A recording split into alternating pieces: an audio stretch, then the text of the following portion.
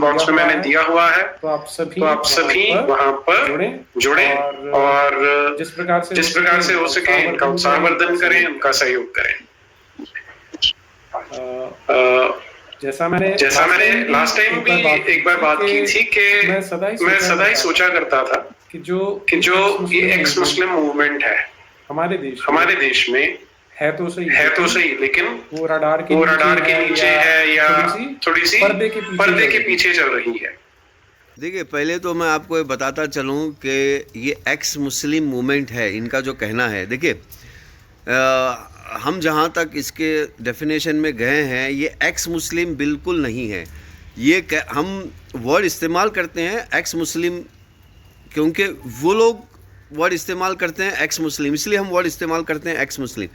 ये जो है ट्रू मुस्लिम मूवमेंट है, क्योंकि देखिए आज़ादी, इनफरादी आज़ादी, देखिए इनफरादी आज़ादी इस्लाम में, सनातनी धर्म में, ईश्वरी धर्म में इनफरादी आज़ादी है।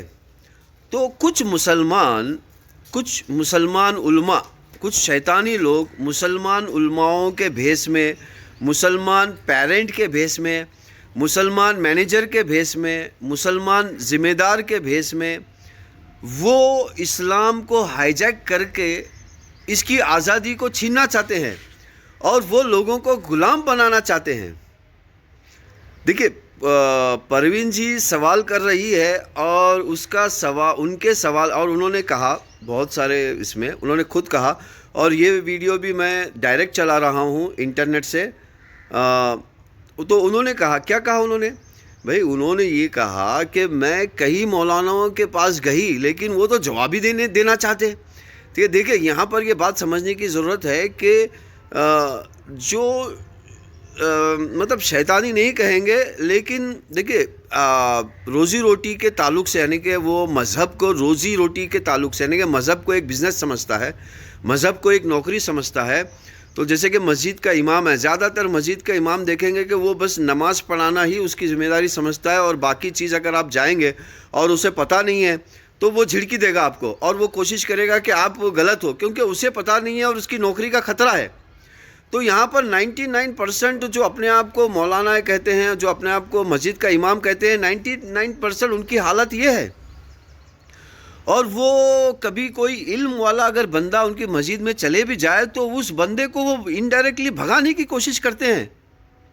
ये चलन है। तो ये बात परवीन जी को समझना है कि भाई मैं जो टॉपिक है, टॉपिक के जो एक्सपर्ट लोग हैं उनके पास जाऊं, उनके पास पहुंचूं, उनसे मैं बात करूं। अब आपने अपनी तौर पर कुछ लोगों से बात कर ली, मतलब कुछ उलमाओं के नाम पे शैतानी लोगों से बात कर ली, और बात करने के बाद आपने डिसाइड किया कि भाई मेरे सवालों का जवाब तो किसी के पास नहीं है, यानी कि इस्लाम के, अब ये लेबल लगा दिया कि इस्लाम के पास नहीं है। मेरे प्यारी बहन और प्यारे भाई नीरज जी, लफ्ज़ इस्लाम जबकि डॉक्ट्रिन मौजूद है सीधे हाथों हाथ। आपको अगर कोई बहस करना है तो आप डॉक्ट्रिन का रेफरेंस दीजिए, और रेफरेंस दे के आप डायरेक्ट बहस कीजिए कि डॉक्ट्रिन में ऐसा क्यों है। लेकिन आप ज़्यादातर 100% आप यही कहती है कि उन्होंने ऐसा अमल किया, उन्होंने ऐसा अमल किया, उन्होंने ये कहा, उन्होंने वो कहा। भाई उन्होंने ये कहा, उन्होंने वो कहा, तो उन्होंने कहा ना, वो इस्लाम का कहना कहाँ से हुआ? तो आपको इस बात को समझना है। मतलब मैं ऑडियंस से ये इल्तिजा करूँगा कि देखिए, ये जो जिस पे भी इल्ज़ाम लगा रहे हैं वो तमसी का कैरेक्टर, रजसी का कैरेक्टर, जिसको हम संस्कृत में तमसी का और रजसी का कहते हैं, जिसको अरबी में मुनाफिक कहते हैं, ये उस कैरेक्टर के ऊपर इल्ज़ाम लगा रहे हैं। और जबकि पता है डेफिनेशन, नीरज जी को भी अच्छी तरह पता है, नीरज जी को ज़्यादा पता है अच्छी तरह कि मुनाफिक वो इंसान होता है जो अल्लाह के रसूल की इताअत, जो डॉक्ट्रिन को नहीं मानता, वो चाहता है कि सारी दुनिया बस उसी की तारीफ़ करे और बस वही अपने हिसाब से ज़िंदगी को लेके चले। तो चलिए आगे। लेकिन हमें चाहिए वो लोग जो